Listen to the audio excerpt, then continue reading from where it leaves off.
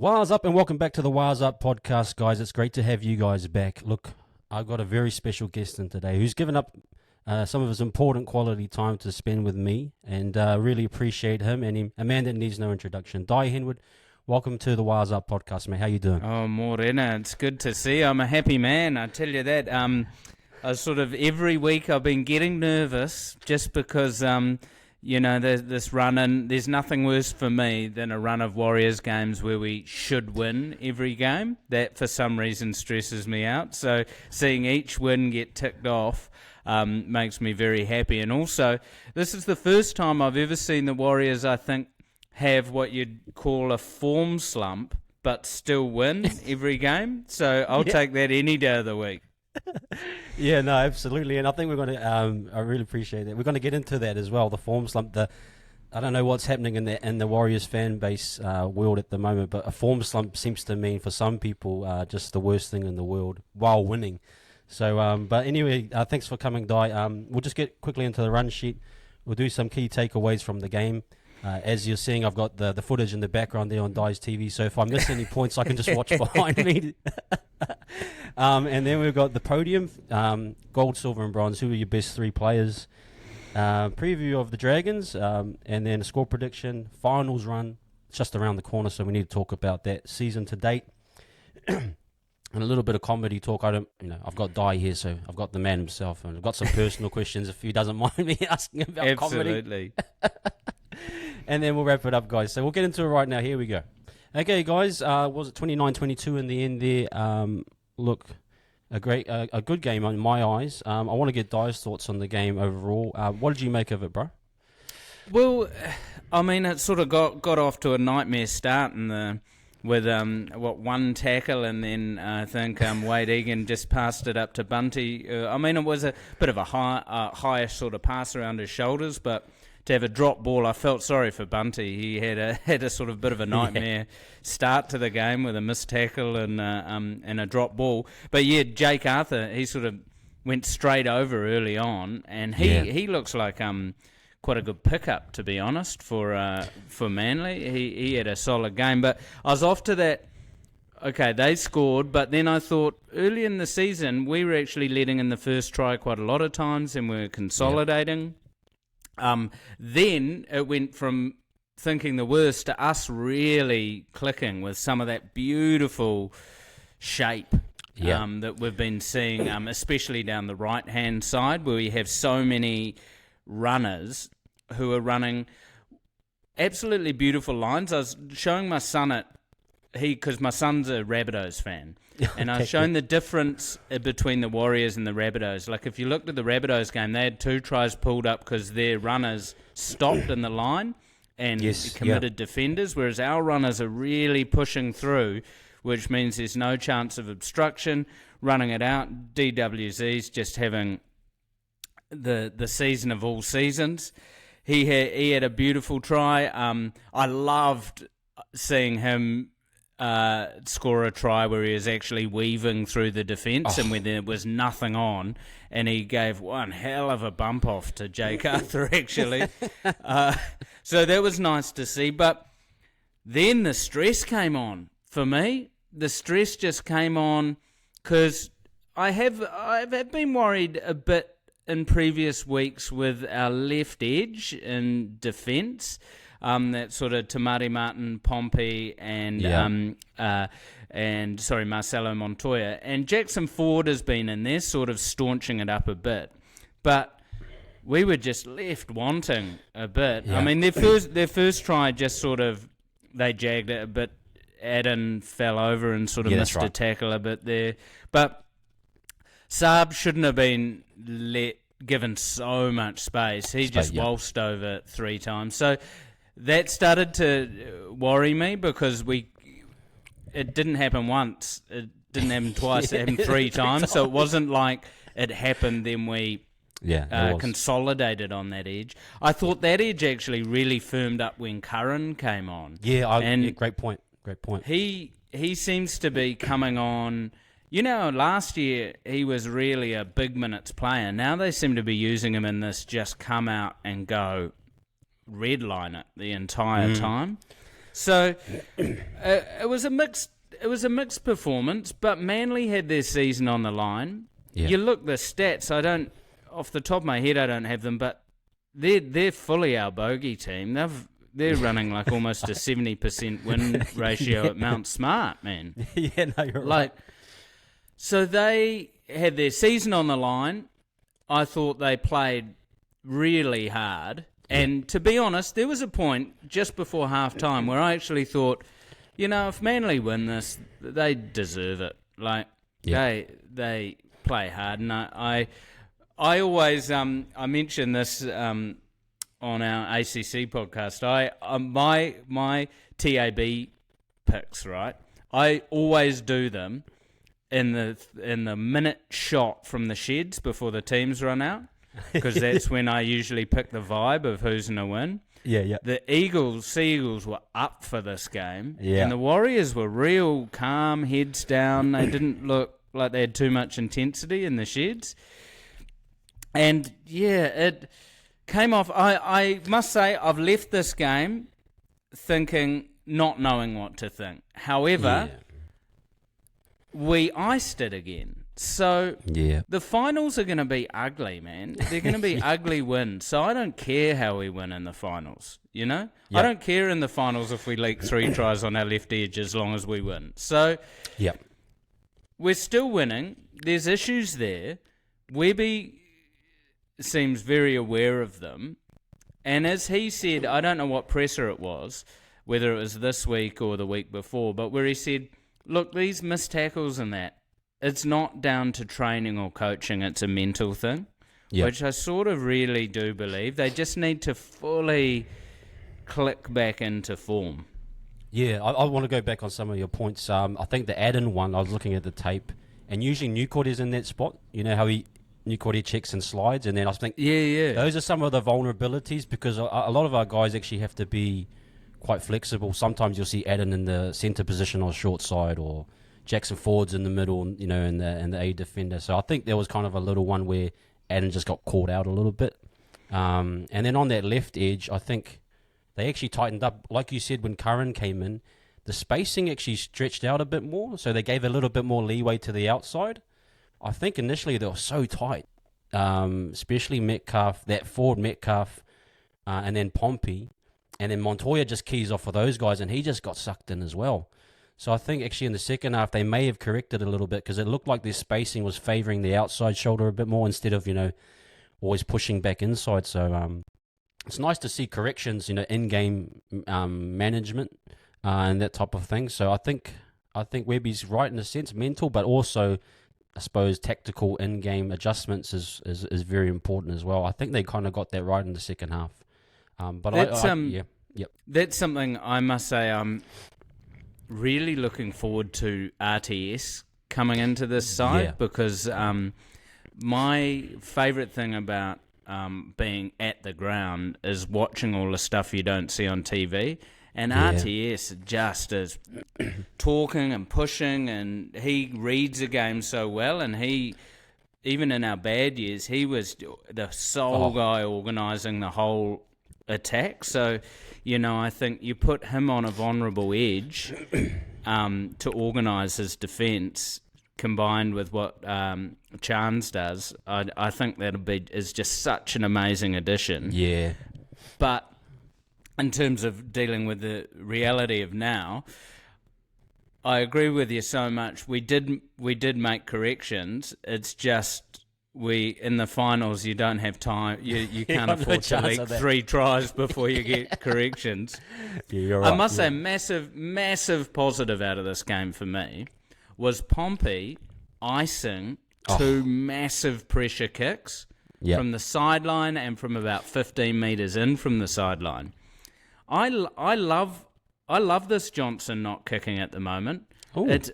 I think it's why not give your second kicker some really pressure kicks lead coming into the finals, Because what if Johnson does have to come off with 20 minutes to go or something, And you get a penalty on the sideline, you want to take it. And I feel a bit sorry for Pompey, just on, I think there are a lot of people give him a lot of grief who might not fully watch the game properly and just see one mistake and then give him grief on it.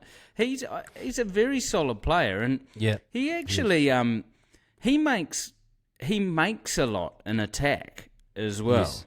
Oh, when he gets early ball, you see sometimes he gets an early ball on a second tackle. He moved Morgan Harper out of the way, pushed him from the inside shoulder. And, so when he gets his opportunities, he's very solid. I mean, he's not game-breaking like, give me the ball and I'll score every time, but he does enough to get forward momentum. He's good usually with his tip-ons. That left side, like you said, is just having some issues on defence and attack. What's your thoughts on that space? Yeah. Marcelo Montoya started the year just popping off. And he's not fallen away. He's just he's not having bad games, but he's just either struggling to get involved or he's having a bit of he hasn't been involved for a while and he makes an error or he makes a bad defensive read or something, which I don't know whether that just hurts his confidence. I think because we naturally favour an attack that right edge because it's so dangerous that it means he's not on the end of a lot of good ball in attack. So I think if we can really get that left edge to click, because there is so much form there. I mean, look the way Luke Metcalf's playing, he's really asserting himself as a runner. However, I think maybe he's being told to tuck the ball under his arm, but there definitely the beautiful run he had that then led maybe a tackle or two on to Tohu scoring more in the middle. Yeah. We could have iced that with one more pass off him. So he's going to ground with the ball a little bit, which I'm not worried about. I'd rather us go to ground with the ball with tackles in hand than throw a Hail Mary. But what did you make of the Ford one? The Ford one where Ford went into to DCE and then Metcalf gave the skip pass and he scored. Do you think there was obstruction? I thought DCE kind of went into him a little bit. Yeah, the obstruction rule does annoy me a bit when it's so far away from the play as well. Like, I felt that DCE did make a defensive commitment. Yes. Yeah, I felt so too. To Ford, because he never... I didn't think he took him out and forced the scoring play, but I suppose they're just going any contact these days. And I am just... Jackson Ford has been a massive signing. Yeah, huge. Like, for me, he's not getting... He probably won't often get man of the match, but he's always that guy about third in the team who you're like, oh, he just racked off around 30 tackles. He doesn't make huge meters, but he makes hard meters. Yeah. He does hard carries, a lot like what Bunty does, where they're just in that early phase of breaking the defence, of just hitting it up and smashing it into them. And I just love the passion that Jackson Ford plays with. So I like the fact that we've got a balanced team. I have been tossing up and sort of hearing this idea of whether to strengthen the left-hand edge we bring Tamati Martin back in place of Metcalf, that he's an organiser, he is a great defensive player, he's played a grand final, even though the Cows got beaten pretty badly by the Storm in 2017. He's got a calm head, and I was out there with my son, actually. We're doing some stuff with him last week, and I was chatting to Tamati, and he just looks hungry for football.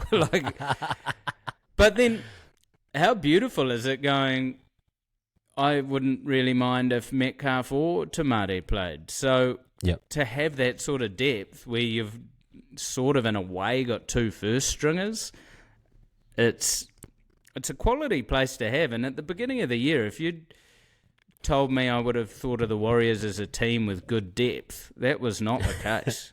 It didn't look like it, eh? It didn't look like we had depth. at all. And I suppose Webby constructing the squad and actually putting all the pieces together, it makes it feel as though there is massive depth. I mean, you can go as far as saying Curran could play centre minutes like we were talking about, like solidly. And so I think that actually solidified Curran's bench spot. If I'm going to be fair, I think he did a really good job on the left edge there when he came in. And it's going to be tough, with Barnett, Bunty, and then what do you do with Sirinen, Jazz? Essentially, not. Well, what have you heard anything on Jazz? Is it going to be 2 or 3 weeks or 4 or 5? No, but the only sort of rumours I've heard is how annoyed he is at it, because he's a guy who loves game time, and he doesn't like sitting on the sidelines. And a mate of mine was making a really good point that Dylan Walker and Jazz are greater together than they are separately. That when they're both on the park together, they actually make a bigger impact than them coming on individually, just because they both play with that real fast intensity. Like, you see how fast Dylan Walker comes out of the line, how he just sprints with the ball, and then when Jazz is on there as well, it just creates those lines. Like I was mentioning with the runners earlier on, those dummy runners. When we show good shape, you've got 5 potential people who could get the ball, when you've got Tohu, Walker, you've got Chance coming in on a crazy angle. When you're on Johnson's side, Murata, he gets that inside ball from Johnson quite a lot, or they go out wide. So the defence doesn't know who to look at. Having that, and this comes down to tactics and coaching. Webby has just coached that shape, that beautiful shape, so well. Because if you throw it back to the beginning, right at the beginning of the year, the comment was the Warriors are defending their line well, but we're clunky in attack. Yeah, it was. And then by mid-season, we're just flowing. Yeah, I was interested. I think they've gone through each progression. Like I said, they've built a CV. Remember, last year we couldn't score 16 points on average. Yeah. Now we're into the 40s. We've hit 40, 40 plus. We've won 3 in a row early in the season. Now we've won 6. So there's all these indicators that say, we're a definite finals team. And I think Webby as well with the offense has built it. Like it felt clunky, like you said at the start. I think they did massive work in the preseason, because this stuff you can't just think about it. You have to just know it. You have to know the system. They just look fit. Like that too. Yep. We never get to that last 10 minutes and they're gassed. Yep. And also, we haven't had this season, that 20-minute switch off all us Warriors fans would talk about, where we're going sweet as, then we'd sign off for 20 minutes. We don't have that. Sure, we've had the odd bad defensive reads in that, but we don't have these big portions of the game where it feels like the whole team sort of signs off. Yeah. And I mean, I just love this team. I love the fact that we're winning. I love the style of footy that we're playing. I love the fact that the Warriors have a team of good dudes. Granted, there's been a few. Curran had his off-field indiscretion, and Walker's had a bit of history, but they seem to have moved forward through that and learned from it. They seem like a great bunch of dudes, and it's just wonderful to watch. It's crazy. I was at the game as well, and it was just the vibe. I agree with you. Good people. I think the Warriors should be recruiting. I know it sounds a thing, but you should be recruiting good people before superstars. I've always said you should actually recruit the kind of veteran Aussie player with a family, mature guy that wants to come over and settle down. I don't want a young Aussie guy to come through because you never know what he might leave. Metcalf possibly could leave. But I was thinking it's a well-balanced, mature team. Apart from their physical, play on the field, they're very mature, as you said. And how good were the signings like Murata, who's not a superstar, but he was, he was a centre and a back rower, but he seems to have focused him seems to be on that punching run and bulking up a little bit. Like his breakaway try at the end there that sort of iced the game for us. You know, he looked like he was flying, but that was because Garrick could barely walk. So like it's not like he's going to ice anyone for pace, but when he gets through, I was watching him run though. I was going, I would hate to stand in front of him trying to tackle him because he is a big unit as well. I was just saying he's just made such an impact for our team in terms of really strengthening things up and having people like him, Jackson Ford, who you know won't miss tackles. They'll just tackle and tackle. Those guys are Marata. I was really happy for him because, he's been put underneath like 10 times already. Yeah. and it finally paid off in a way. I mean, I thought, and even though Garrick pulled up, it was like, it was nice to see Marata actually go through. And I think actually that set for me was summed up kind of the Warriors. Like, we had the Garrick situation and it felt like, oh crap, we're going to lose here. But then they quickly turned it around. They quickly turned around and said, no, we're going to attack and we're going to keep pushing through. And then I think it was that set after the Garrick situation. What do you make of the Garrick situation, by the way? It's a tough one, eh? So, when it happened, I went penalty. Like Same. That was my initial thought, was penalty. Just because you look at the penalties that happen on a kicker for being a foot off the air and getting knocked off his feet. But then the letter of the law was correct. The reason why I think penalty is Chance looked like it was a penalty. Chance, he was already apologising while Garrett was still in the air. And what I loved about it is nothing blew up out of that, like because people know Chance is a good guy and that there was no malice in it. The letter of the law is it's not a penalty. Yep. I have a lot of respect for DCE. If you watch this back, DCE stands with the ref explains it to him, DCE says nothing. He just nods and walks away. He doesn't... I'm getting really sick in the NRL of the captain plus 3 or 4 dudes just chirping at the ref. It's like... Yeah. It's like a bouncer at a nightclub, man. You're not getting in, so stop talking. You're just going to get a punch in the head if you keep going. Shut up, man. So I really respected that from DCE, and I think he is a quality footballer, and he just took that. Granted, I think Seabold went a bit off the deep end in the presser. Like, come on, mate. Like... Did that account for the fact that we then went up and scored, then off the kickoff we went 70 metres and got a field goal? Like, so we asserted our dominance in that game, and I refuse to blame the refs. I've never been a blame the refs kind of guy because I don't believe that one call, even if it happens at the end of the game, actually changes the entire game. Yes, and I felt sorry for Garrett because he landed. I've watched it so many times. He landed hard. Poor guy. And I love Garrick as a footballer. I think he's a really enjoyable player to watch. Just as a footy fan, not a Warriors fan watching that, I was really surprised that wasn't a penalty. When you look at Latrell Mitchell's getting a week off for what was a pretty... casual elbow. Just a rub of the back. But then, hey, we've had enough calls go against us. Yep. So, and here's my take on the refs, right? Yep. You know how we were going. Teams that win and are good do get slightly better 50-50 calls. Agreed. The Warriors are now one of those sides. We play well and we win. And you notice we're getting more calls from the refs. We are. If you feel, I felt the vibe in the stands, especially when the ref gave that call to us, and I was like, "Sean's feeding the ball to scrum," because I was in the stands. I didn't hear anything. I was like, "Sean's feeding the scrum. What just happened?" Like I didn't realize there was a knock on, and I was like, But you feel it, like, as a fan, like, okay, we are starting to get a few more calls now. There's a few ones against and the Tigers where I felt, okay, we got a bit favourable there. You know, one things he could have been penalised for was attacking below the knees.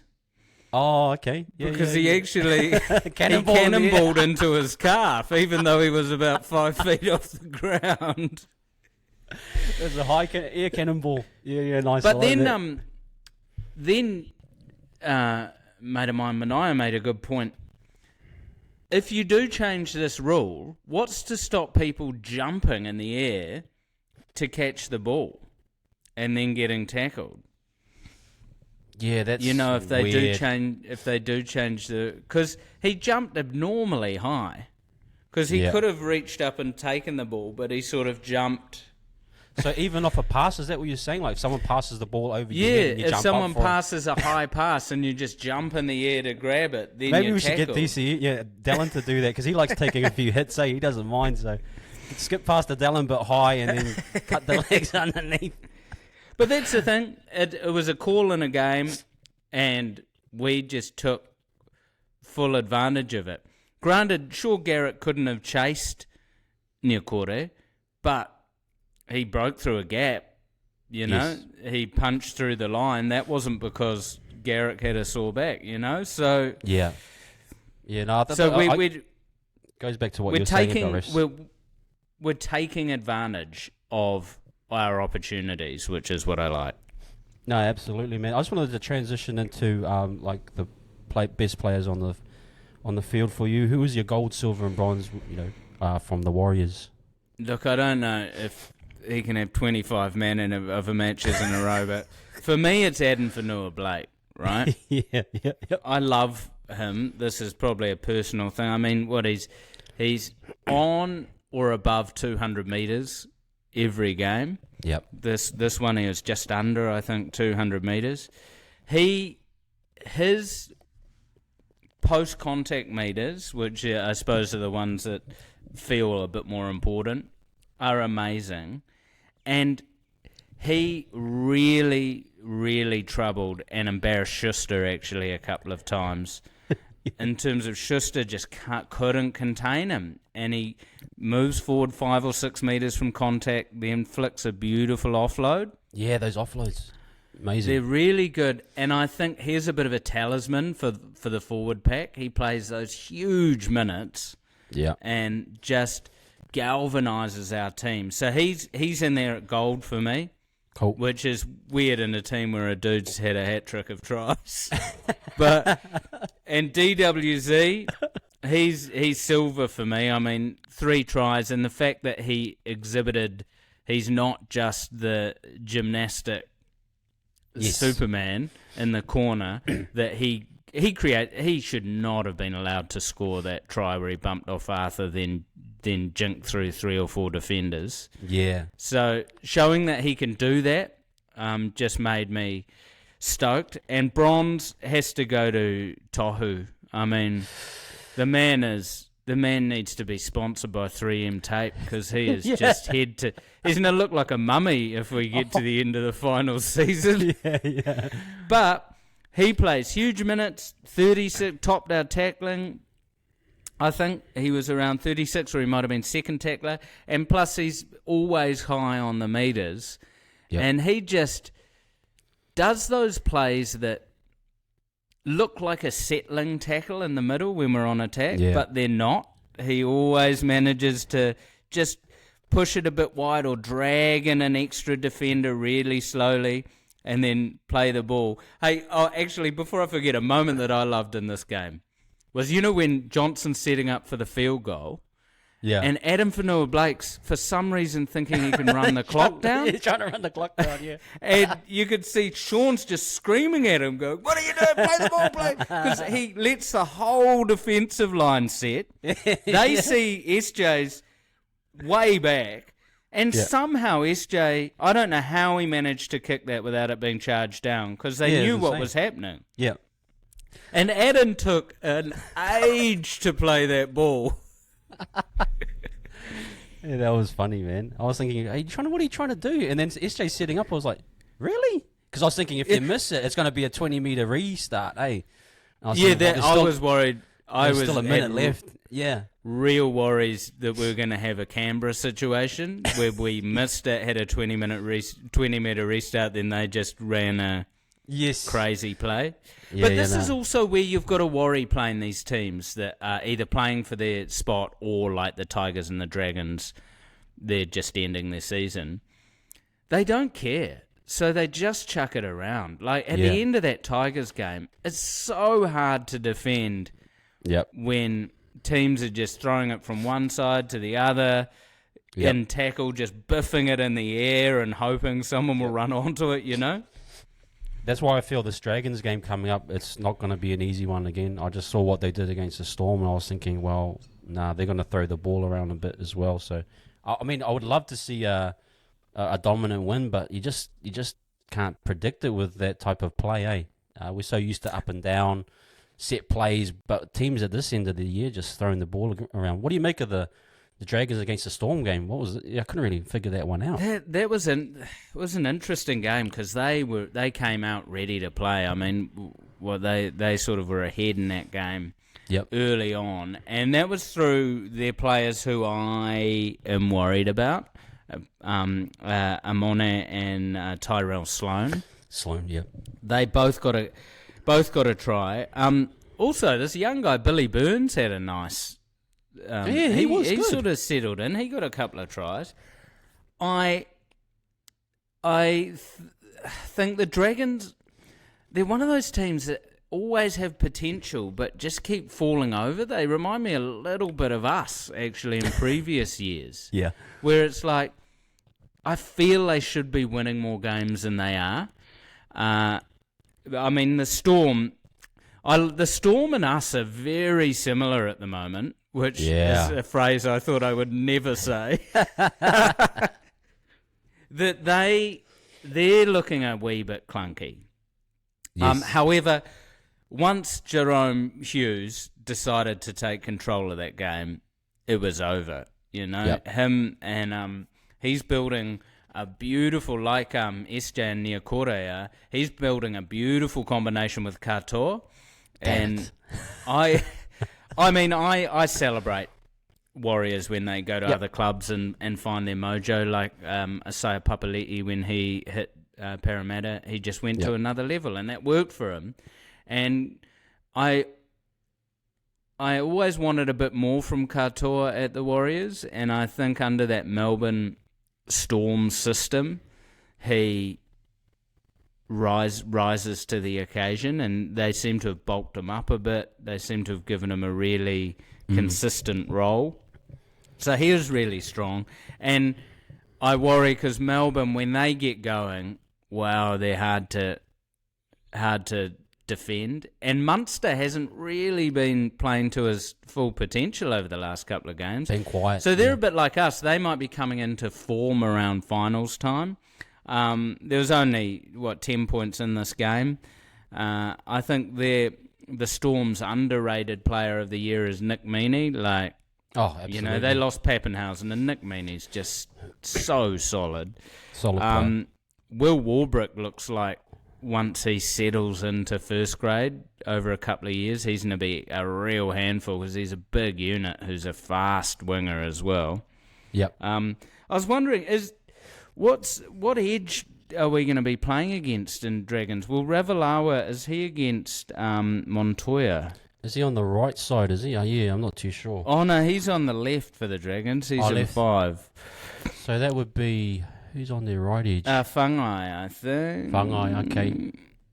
Yeah, so it'll be Sully and Fungai. Sully would be a big task. Sully's a good runner, a good straight runner. So I think we haven't fully established, even though we've been winning, Mount Smart as a fortress. You know, we actually seem to have had our bigger games away. And our away record was awesome. Yeah, our away record so, like, awesome. in terms of our, the wins where we really ice teams, that seems to be an Aussie, which is fine for me going into the finals. Yeah. But for me, it's not about points in this. It's not about our points in this Dragons game. I'd like to see us keep them to 6 or less. Ew, that's a nice one. I wanted to average 10 points or less over the last 5 games, but we blew that out pretty much in the first 2 games. Oh, completely. And that's why I think in this one, if we could just really show people that we are a defensive powerhouse. Yeah. Or re-establish that defensive powerhouse. That, early in the season, people were like, "Oh, Warriors on their line are amazing." Yeah. No, I think it just felt any time Manly were in our 20, a try was on. Yeah, the interesting thing with the Manly one was that it was every second tackle. If you look back at it, they made that big shift. That's why I was thinking, guys, load to the outside because they're gonna hit that first tackle. And then you see it's 2 skip passes, and immediately they're hitting Metcalf and Pompey in that. I just want them to kind of...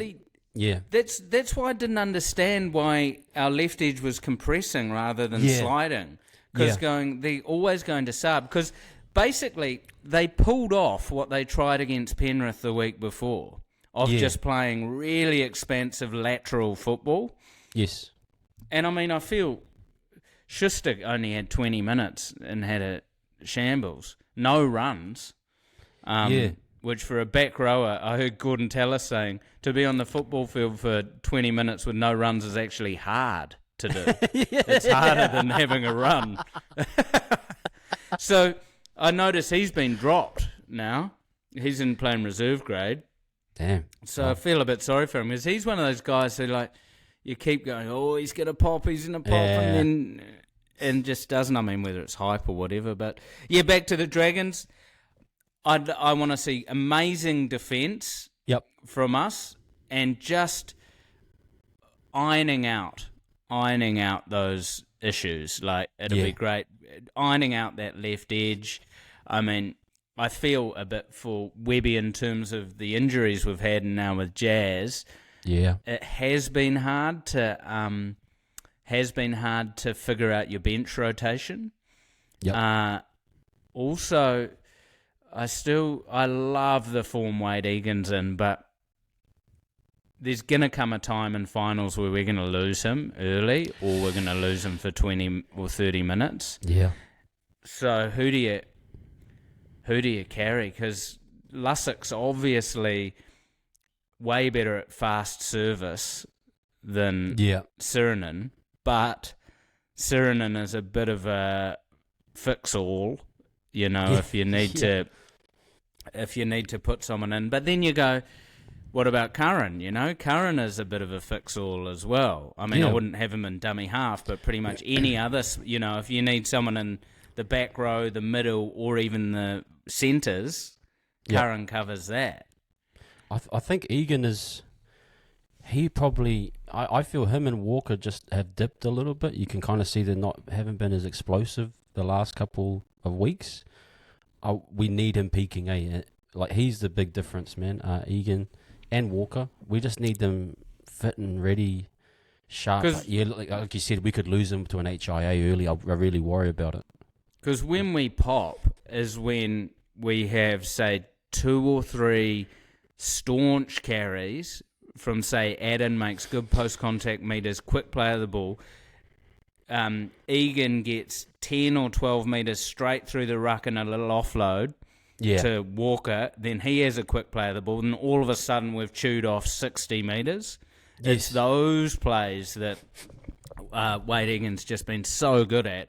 And he's just had a breakout year. And this is what I love about the Warriors is we've got so many players having breakout years, but they're not being talked about that much by the Aussie media, even though they're probably all in the top 5 hookers of their positions. you know. But that's the Aussie media for me. This is what pisses me off. They're still going, oh, the Bunnies, one more win and they're on their run. It's like, come on, bro. They were top of the table in round 11, and now they're barely hanging into the 8. Yet someone had Yo winning the Dally M by 7 points. I was like, what the heck is happening up there?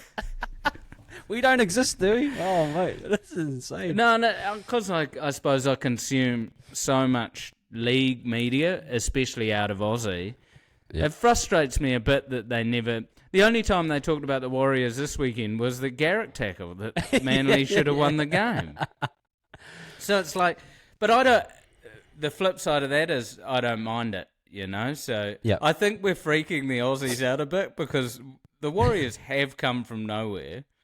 And I'm still having moments where I go, okay, we're third, but there's still a bit of the season to go. And then I'm like, no, there's not. We've earned that third place. Yeah. We've earned it. We've beaten Cronulla twice. We've beaten Canberra twice. You know, we have beaten good sides. Yeah. Man, I wanted to cross over into that finals run now, like in terms of who are the form teams that you can see in the top 8 that you kind of are a little bit worried about? I mean, Knight stands out for me personally, but is there anyone else you can kind of see? So, I mean, elephant in the room, Penrith, right? Yep. Yeah, obviously. Penrith, okay, Nathan Cleary's a star, but I don't look at Penrith as a star team. Yes. I look at them as an old-school Melbourne Storm-style team where it doesn't matter who slots in, they win. Yep. Their defensive structure is absolutely insane. Yeah. They just bully teams, you know. They have consistent line speed across the 80. They just... Dylan Edwards Dylan and Chance, I think, are very similar players. They just have this...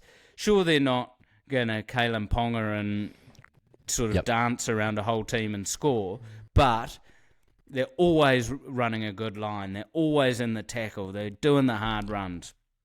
They've just got such a good team across the park that I feel, to be honest, to beat Penrith, I feel Penrith need to have a low game and whoever plays them needs to have their best game. Right top, yeah. I would sort of put them in clear air a bit. Brisbane are a team I feel you can rattle. Reece Walsh has the Cody Walker vibe, I reckon. You niggle him early and he gets all a bit red mist and wound up and starts playing a bit off field. And also, he's an amazing attacker, but he has to be in good ball. Yeah, you know? You have to, yep. And how juicy is a matchup between Payne Haas and Adam Fanua-Blake? Oh, that's just... Mate, it'll be great to watch. So I think we can beat Brisbane. Melbourne, they're like us. They're sort of a little bit up and down form-wise, but they're an established finals team, and no one gets a team ready for finals better than Bellamy. Cronulla and Newcastle, right? They're the Warriors at the moment. They're two good sides that have found form. Yep. And Kalen's shown he can tear us apart. Yeah. I think the Bunnies are out as much as I do like them. I think something's off. Yeah, you there. can feel it. Cody and Latrell just don't. They're not playing badly, but they just don't look happy. Yeah. They don't look too happy. And I don't know if anyone watched 360 last night, but they put the highlights package together of Latrell, and he just was walking around the park in that game. So, Mate.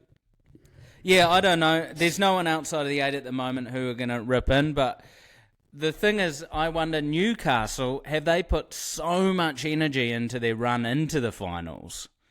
You know, winning so many games, they've won 7 in a row. Yeah. That do you just get to finals and collapse? Whereas we've just been bubbling along.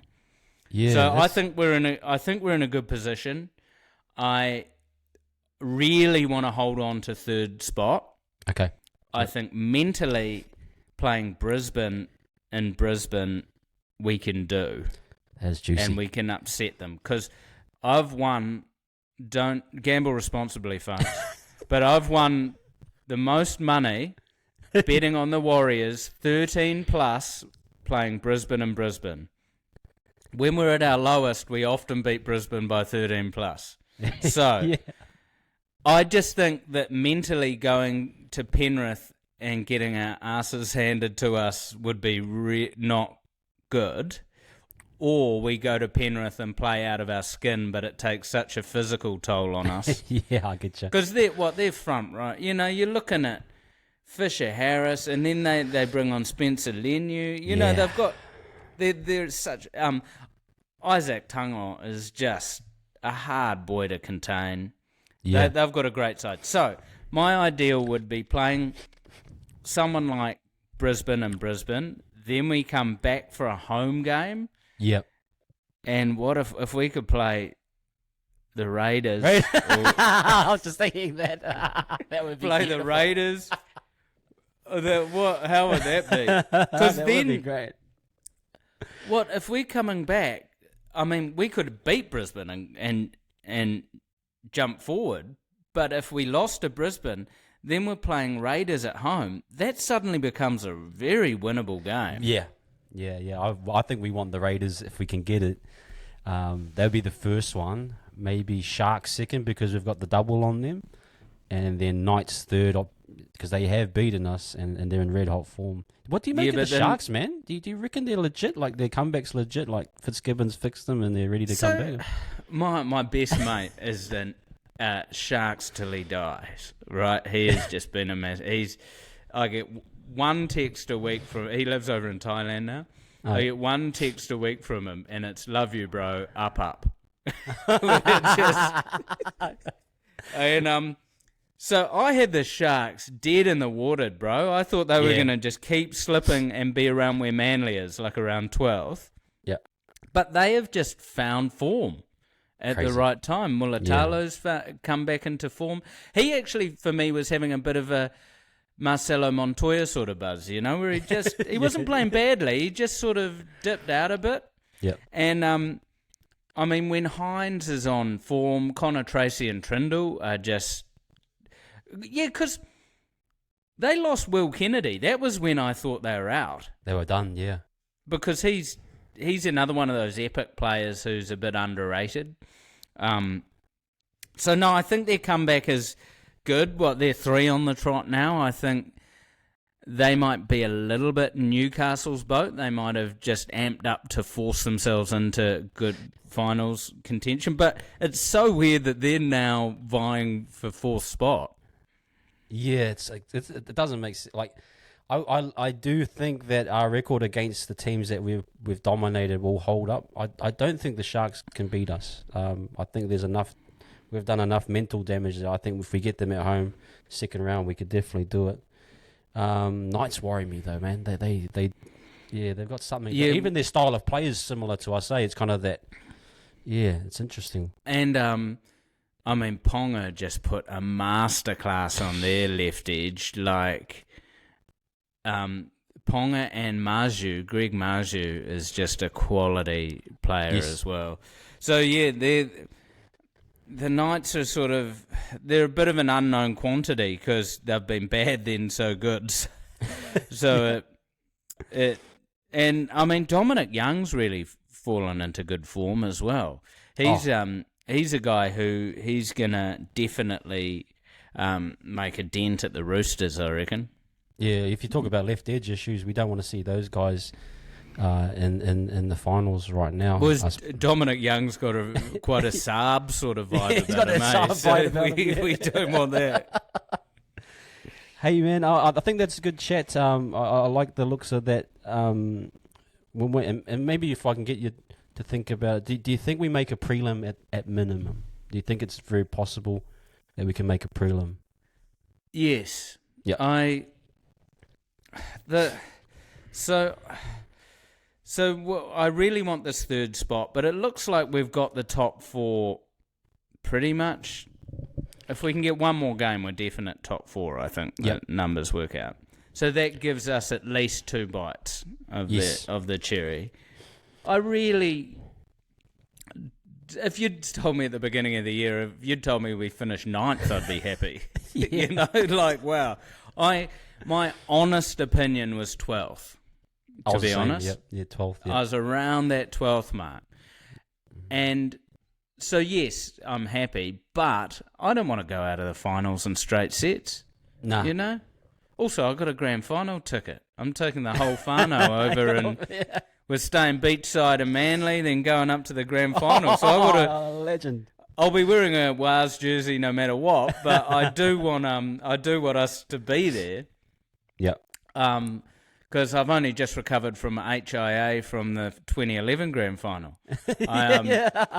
Manu put me on his shoulders and ran me at full tit down the airline, down the plane aisle. Oh, did he? And I cracked my head on the just where the toilets are. Oh, crack up. It was coming back for that 2011 grand final. That was, I mean, even though we got a bit tailed up by Manly, it was such an amazing experience. Yeah, no, it And was. so I think also because 2018 we were cannon fodder in the finals. Yep. Who was that? Penrith, was it? Penrith got us. Penrith at. Were we at home? Allianz, no, what was it? Yeah, at the Allianz, time? yeah, because it would have been there. And so, you know, that felt like a bit of a hollow finals appearance. Yeah. So I really want us to compete, and I really want us to get within a sniff of the grand final. You reckon Eden Park or Mount Smart in that situation, getting a home semi? Don't care? I care a lot. Yeah. I think it's got to be Mount Smart. I think a massive credit to the Warriors organisation for what they've done for this game day experience. Yeah, it's awesome. No one beats when the lights go out and the flames and the blue, green and red lights. No one beats that. They've nailed that. Warriors fans, I've never heard chanting louder in a New Zealand sports stadium. Yeah. Everyone's singing the team song, how they got Savage in and they play it on the big screen, and that they've nailed game day. I don't think you get that atmosphere at Eden Park. Even though you get 25,000 more people there, you don't get that atmosphere. But then the flip side is you have 50,000 people cheering. But, wow, we have a freaky, bad record outside of Mount Smart in New Zealand. Yeah. I don't want to play anywhere in New Zealand except Mount Smart. However, the NRL get the money. It's not the Warriors who get the money. Yeah, I heard that. So the NRL will want big dollars. It's a tough one. I mean, I think the Mount Smart faithful who show up and sit in the same seats for the last almost 30 years deserve to watch finals footy in the seat they've sat in for the last 30 years. Yeah. What did you think of? Would you sign Webby based off of what we've seen just this year? Obviously, things will fluctuate and change over the years, but would you sign him to like a 10-year contract right now, or would you need time to? Well, we all know what 2012 contract negotiations brought around. Technically, Ivan Cleary should still be coaching at the Warriors, right? Yes. I really want someone to write a tell-all book about what happened. We need a documentary of that period. You know, because I've heard so many rumours and stories, but I don't. You know, nothing's fully lined up as to what the real story was. I love Webby. I love his vibe. I've been lucky enough to be out at a few closed trainings and that where I just sort of watch him. And he just quietly walks around chatting to players. He just seems to get the best out of people. He's a lovely human being. I love his press conferences. However, I think you sign him to a 10-year contract based on how next year goes. Because we've got up for this season, you know. We've got up, we believe. But now, next year, the expectation's on. Yeah. We had no expectation this year. I want to see how the Warriors go and how Webby goes when we're expected to be in the top 8, when we're expected to be a top 4 team, when we have two of us a Sheck back, when we have CHT back. We've got no reason not to be a top 4 side next year. So how we perform under expectation would be the thing for me. However, We've been a turnstile for coaches over the last 10 years. We've had a lot of good humans, right? Like, I fully rate Steve Kearney. I fully rate Nathan Brown as good humans and quality league brains.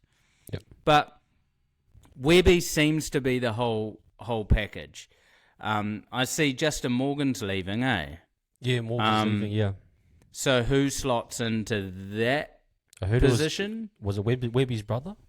That's the rumor on the street. But do you know much about his brother? If he's half as good as Webby, I'll take him. I'll take Sign Webby's the dad mum, as well. whatever. Yeah, the dad, the family. But also, Webby wants to live in New Zealand. He loves New Zealand. Yeah. He loves the culture. He's made it a family culture. He has made all the players' wives, the people who've got kids, they're all invested in the club. That was what Ivan did as well. Yes. That was what Ivan did. So he's obviously learnt that off Ivan. Yep. I was freaking out actually yesterday because my son's he plays rugby union, but one of the kids in his team's brother was in the Sacred Heart First 15 who just won for the first time since 1965. And they got a message from Nathan Cleary because he played that's right, in the First 15 at Sacred Heart. And then I forgot that he was signed on an endless deal to the Warriors if Ivan kept playing there. And I suddenly had this, imagine if Nathan Cleary and Sean Johnson were a halfback and 5'8", and Ivan was still a coach, just those sliding doors moments. So, I mean, I think we've got Webby at least 3 years, eh? Yeah, I think so. Yep. And what I love about Webby is all that's like the owners, the Cameron George and I've blanked on his name. Robbo. Yep. They're great human beings, right? They are good people, and Robbo has gone deep into his pockets to make sure we've got a full range of teams next year. Yeah. But how good is it not hearing any noise out of them? Cameron George last year was chipping at the refs, chipping at this. We all know Robbo had the alpha male staunch off with Matty Lodge. So how good is it that Webby's just fronting up and taking it all? I love the way he speaks. I was thinking about how would Webby approach the Seabold, the Garricks, if it was us that got penalised. He would approach it so differently to how Seabold approached that. Even though the intention may be the same, he wouldn't word it like what Seabold did. No, I love it because his answer is always, we didn't really have a good view of that in the box. But you can't blame one moment in a game for that. Yeah.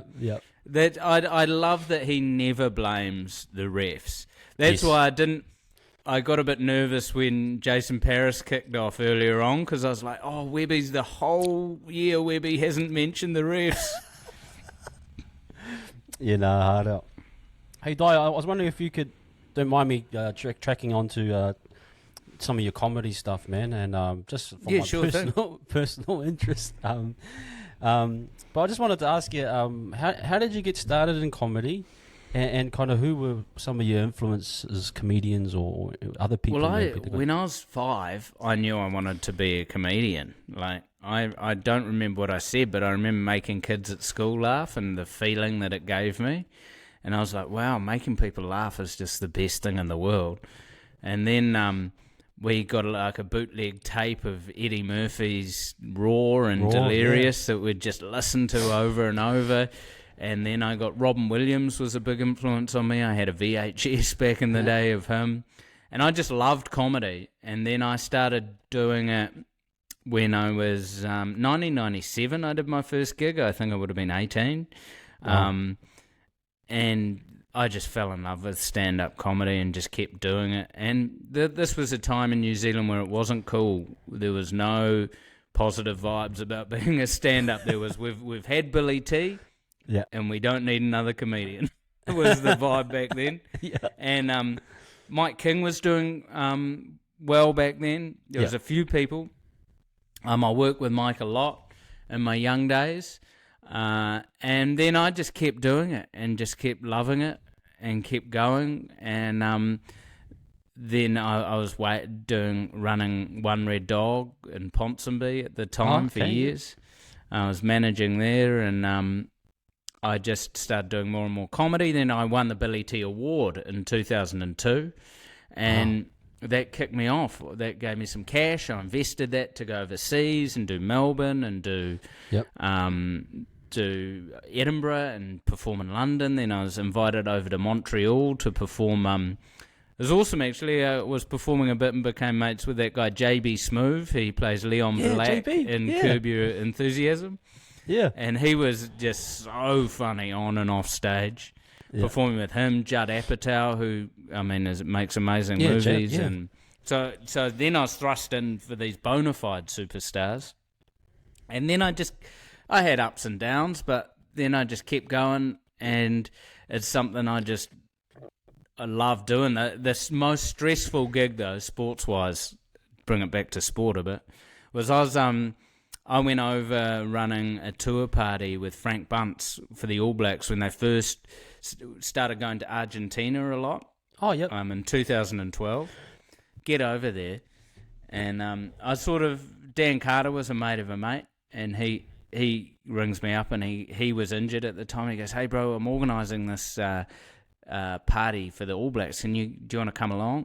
And I get along there. And then he goes, "Do some stand-up." And it was just me with all the All Blacks in a semicircle standing around me and Steve Hansen. And he goes, "Oh, just do 15 minutes. No mic." Just so intimidating, man. So intimidating. This is when you've got your Matanonus, your Conrad Smith, these sort of icons that you see. And I managed to do a good gig, but it was the most stressful gig I've ever done in my entire life, I'll tell you that. Hey, I was wondering about setting up a comedy set. Like, I suppose I'm using the analogy of a rugby league set. You got your first hit up, and then you maybe do 2 carries, and then you hit the edges, and then you come back inside. Is it similar thing with doing like a comedy set? You get your punchlines, and how hard is it to kind of, I suppose, write your sets or get them prepared? And is there any improvisation in the process of doing a set? It's so funny you link that to rugby league, because you should have seen the look.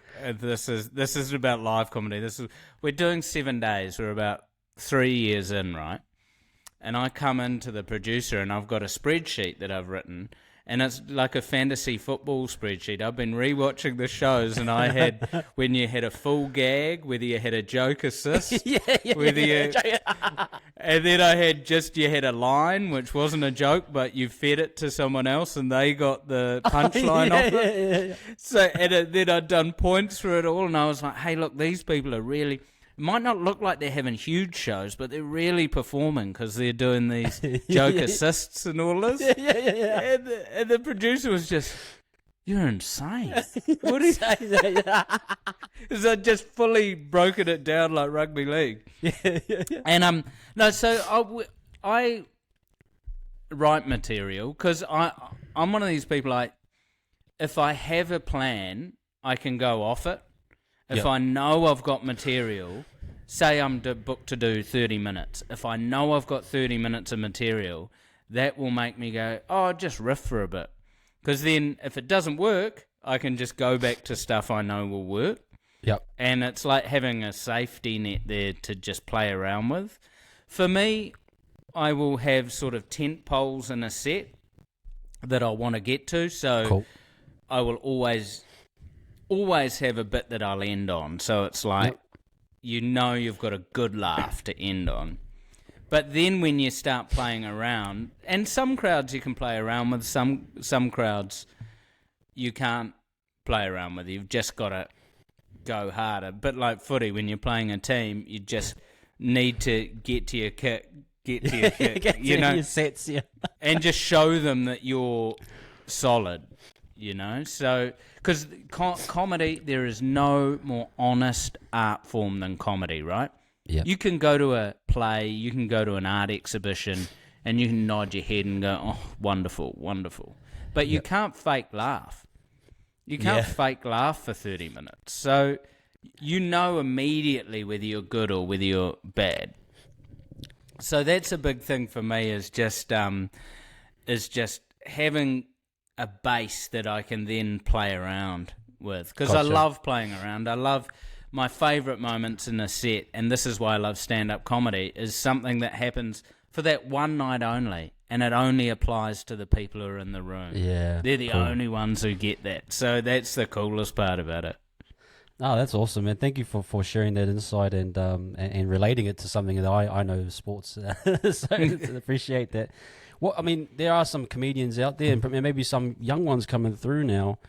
What advice would you give to the someone that wants to get into comedy and that type of thing? The hardest thing about it is you've got to do it to know whether you're good at it. You can do as much theory behind it and as much watching comedians, and nowadays there's courses on doing stand-up and courses on writing stand-up, but until you're on stage, you don't know if you're good, because there's a huge difference between being like the funny guy at a party and actually then, because comedy's a weirdly arrogant thing, standing up with a mic going, I'm funnier than any of you cats, you pay to watch me talk. So finding out whether you enjoy being on stage, and you're always going to have some bad sets at the beginning, but you've just got to book an open mic. You've got to go along, get up, and bring some support along, and see whether you can do it, and also see whether you enjoy it. And it might not be easy. Like I used to get so nervous for the first 5 years I'd throw up before I go on stage. So it's quite tough, but then anything that's really tough is so rewarding when it pays off. Yeah, no, and thank you for sharing. It's like anything, eh? Like if you're even jumping on a rugby league field, you got to do your first hit up before you know you're going to play rugby league. You know, same completely. thing. That was with my son. He we'd always chuck a rugby ball around, and I was like, oh, when he was young, do you want to play Ripper or something? He goes, nah, I hate Ripper, I hate touch. And I was like, oh, he's not into rugby. Then he found a team on YouTube, and he goes, I want to join this rugby team. Yeah. And as soon as he played contact, he loved it. Awesome. So it was like but you don't know you like tackling people till you have to tackle someone. Yeah, it's true. It's so true. It's like anything in life. You actually have to get on stage and do it first. Thanks for sharing that. The other thing I wanted to ask, I know what you're going through right now, and just wanted to see maybe how comedy work or anything. You know, obviously rugby league, how that helps you get through some of the challenges you're facing right now in terms of your health and that. Yeah, I mean, I'm in a sort of a maintenance period with cancer where I can't quite get rid of it, so I keep I sort of have 4 or 5 months off chemo, then I do 3 months on chemo, which is really tough because I'm doing really strong chemo. Yep. And rugby league, I had 6 major surgeries, and I scheduled them around the rugby league weekend. Yeah, nice.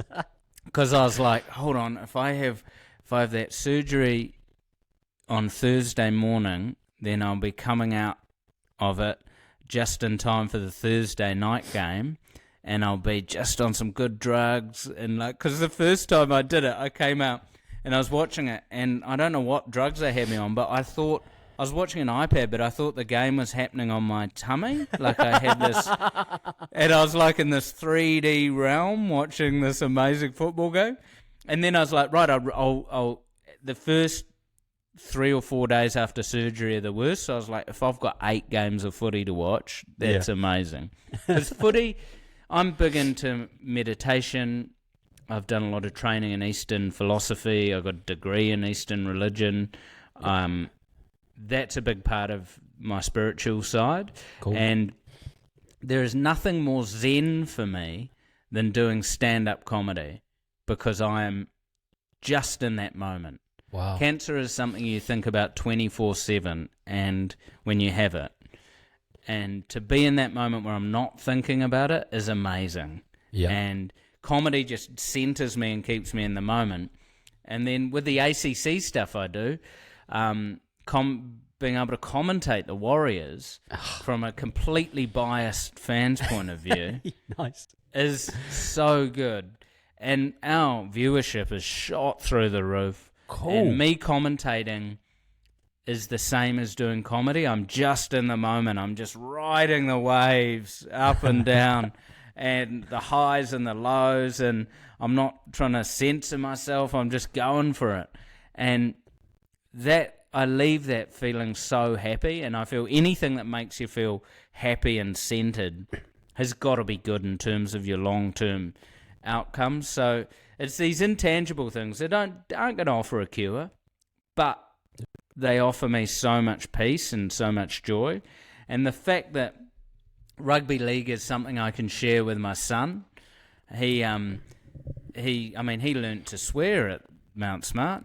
Yeah, the best place to learn. We were walking out of a game. The Warriors had just beaten the Roosters. Actually, this would have been 6 years ago. And he just looks up at me and he goes, "Dad, I'm so glad we beat those effing Roosters." And his intonation and his tone was perfect. I couldn't tell him off. I was just like, "Yeah, you're right, son. Where'd you hear that?" And he goes, "Everyone's saying it." And so the fact that he loves rugby league and watches, he won't get through all the full games, but he'll watch the highlights of every game. He'll watch the Warriors game with me. He comes into commentary.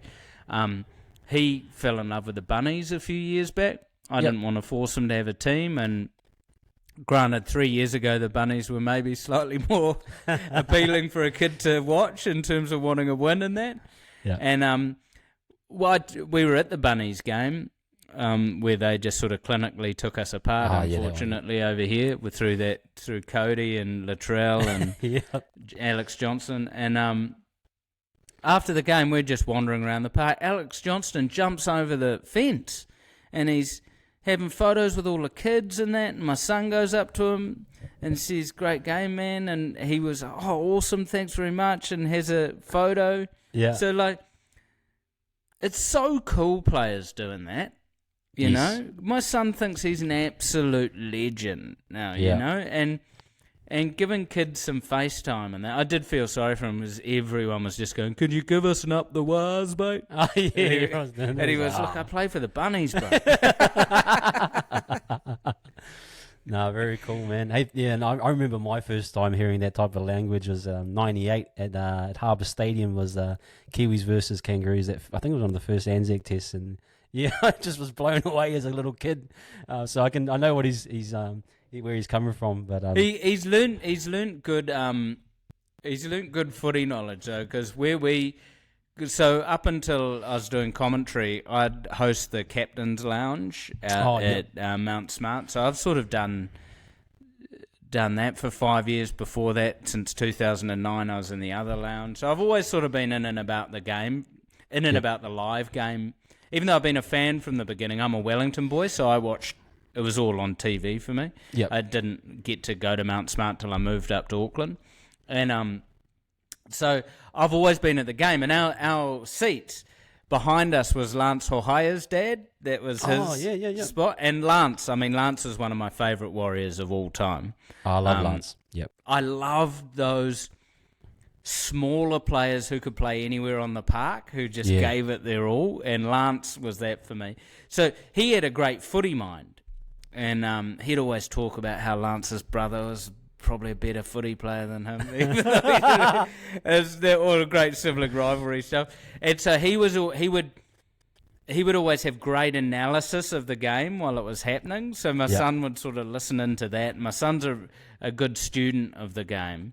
And he can analyse for a 10-year-old. He can analyse a league game pretty well. Oh, very good. Oh, and cool.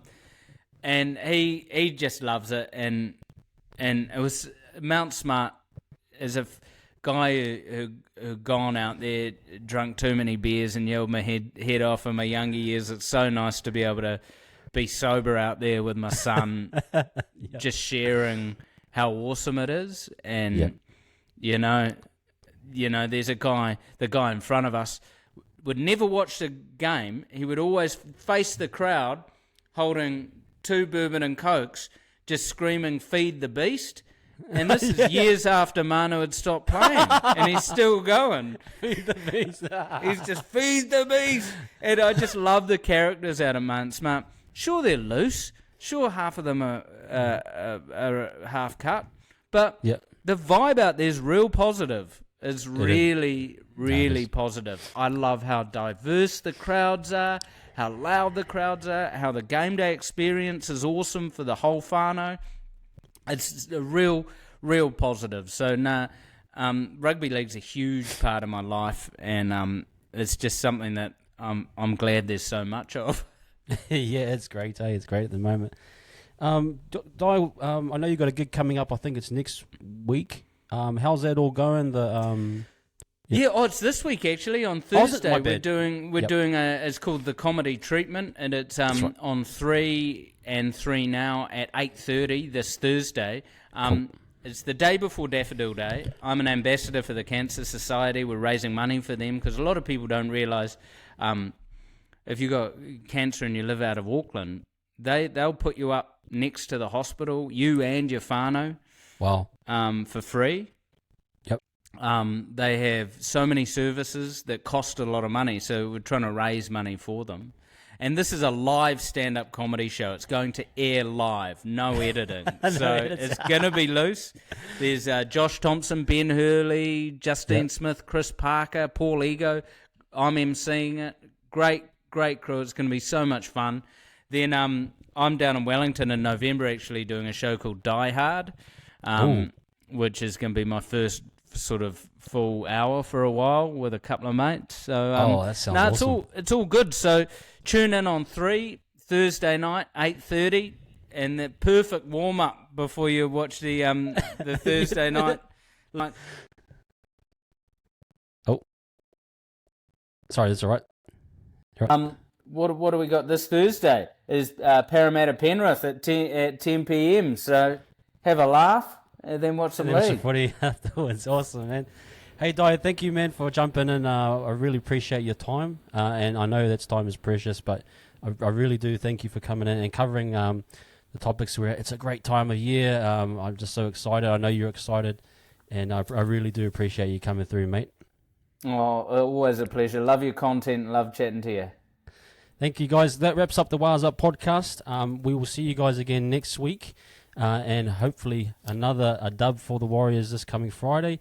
And you can hear Dai on the ACC commentary, as well as that the comedy treatment coming up this Thursday, guys. Watch that on 3 and 3 now. So we'll see you guys then, and up the Wires. Catch you later. Up the Wires.